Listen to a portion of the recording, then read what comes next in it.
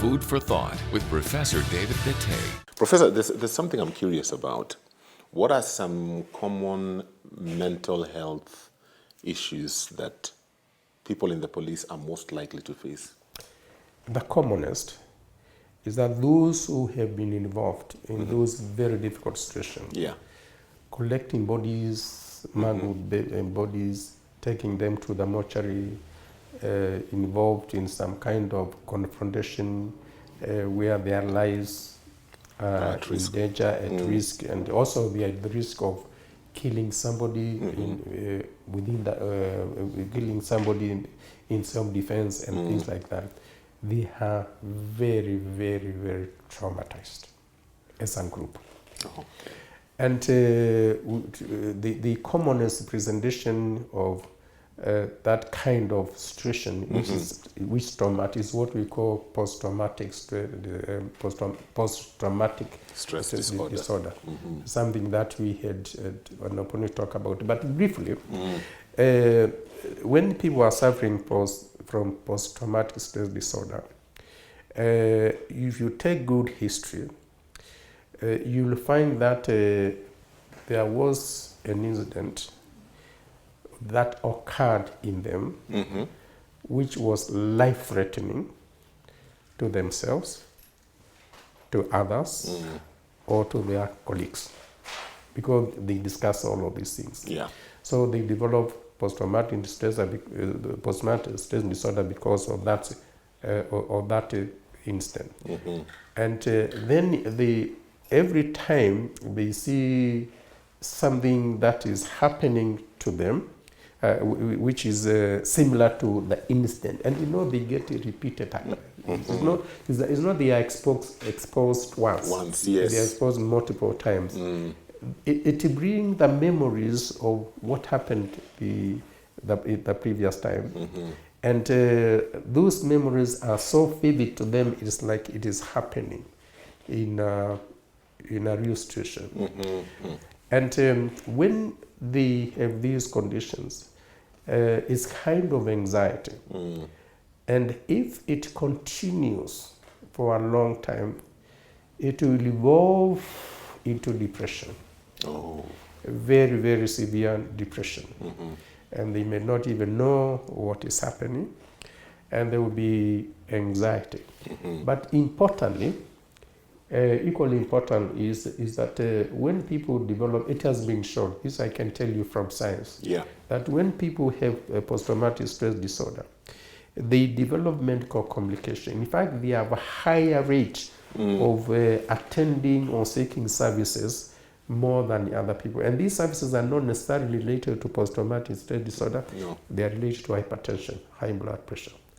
They are related to metabolic diseases such as diabetes and many other conditions. Because anything that causes stress in you, it goes through the mind or the brain, and there's a connection between the brain and other parts of the body. And and affects the stress. It affects the immunity, and we know that immunity is related to very many physical conditions.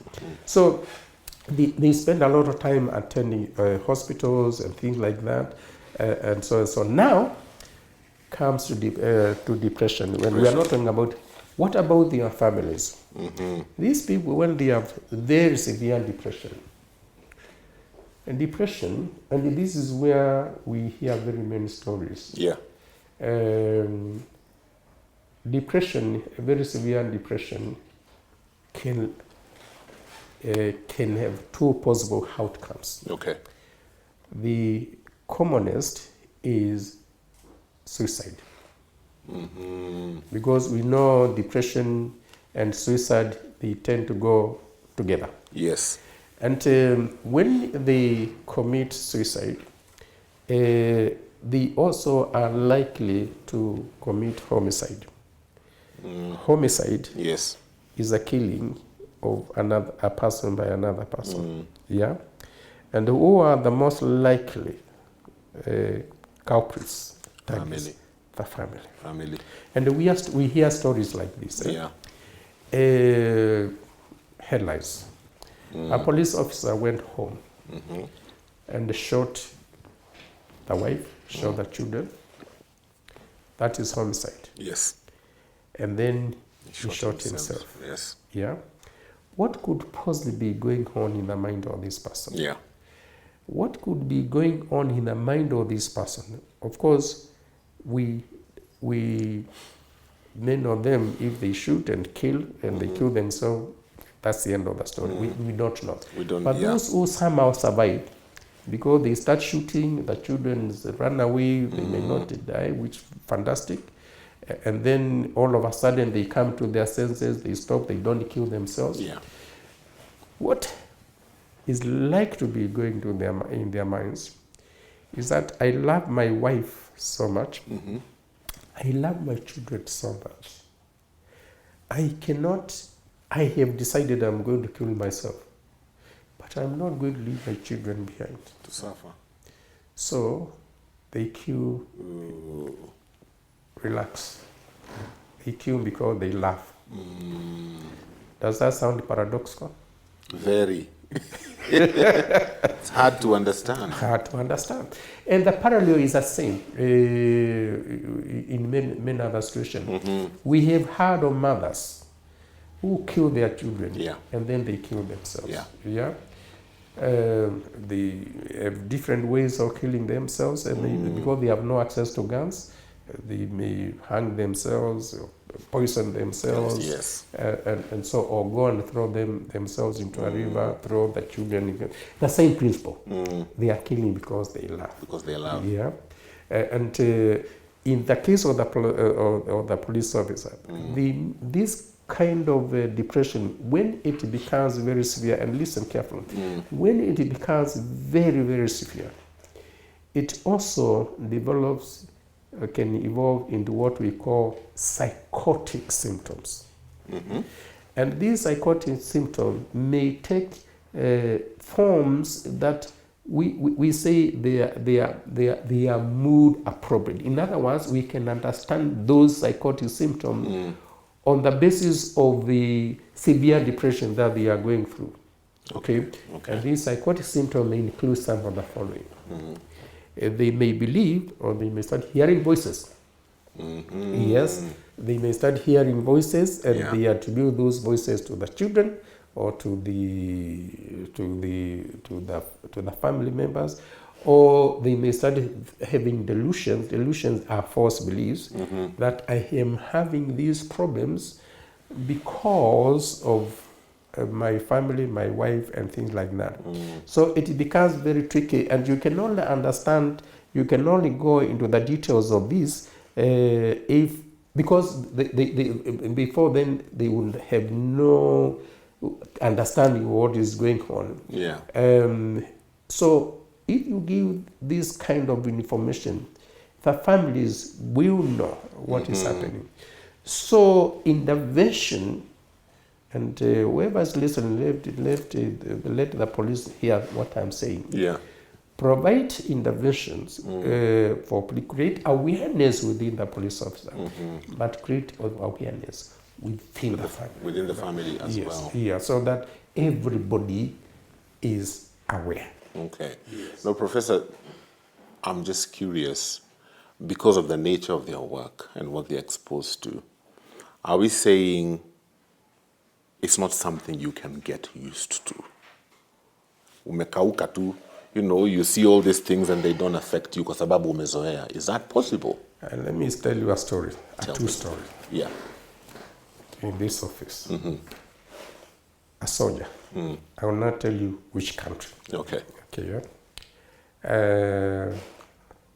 And he told me, Doctor, I don't mind bullets flying across me from backwards, forwards, or crossing miles. I am used to that. Yeah. Yeah. I don't mind. I do not mind also throwing out bullets. Yeah. I have no problem with that. I can cope with that. It's like maybe part of the training, I do not know. But the question is very important. Not everybody who experiences these things will develop complication. People are very different. But the dose which these people are exposed to, the higher the dose is, the more likely they are to develop those complications. However, having said that, this soldier, a human being, he came to see me with issues which were so light compared to bullets, flowing everywhere, and depressed on things that many people will not think that they should get depressed about. Okay. But anyway, as an individual, he was in that kind of situation. So the question to you answer is, there is great variation in individuals, but as a group, they are highly vulnerable to all these complications. How then do these men and women cope? Counseling can help, but it will not help much if there is an ongoing clinical psychiatric condition that will need the intervention of a trained expert who will give appropriate medicine. I hope in a very short time that we'll be able to reach that stage. This hospital that they are put across here, how many people, how many policemen will they be able to handle at a particular time? And move in the right direction, because they are not necessarily dealing with mental disorders. They are dealing with other things. But in terms of mental disorders, it cannot have. So these things should be devolved to a lower level in their hierarchy of command, so that those people who are there, if they are identified, they can be managed very, very early. Yes, and managed effectively within the system. There are police officers all over the country. They cannot come to that place. So, in my view, the solution will come through David Maranga's recommendations. Yes, because that one, I hope to extend this to the lowest level, including in the course of their training. That is where it should all start. Yes. Thank you so much for your time. I hope what we have discussed have given you some insight, especially if you are in the police force or you have a spouse or a relative in the police force. We need to give them all the support that we can. We'll catch up again with this conversation next week. Thank you for watching. Food for Thought with Professor David Bitte.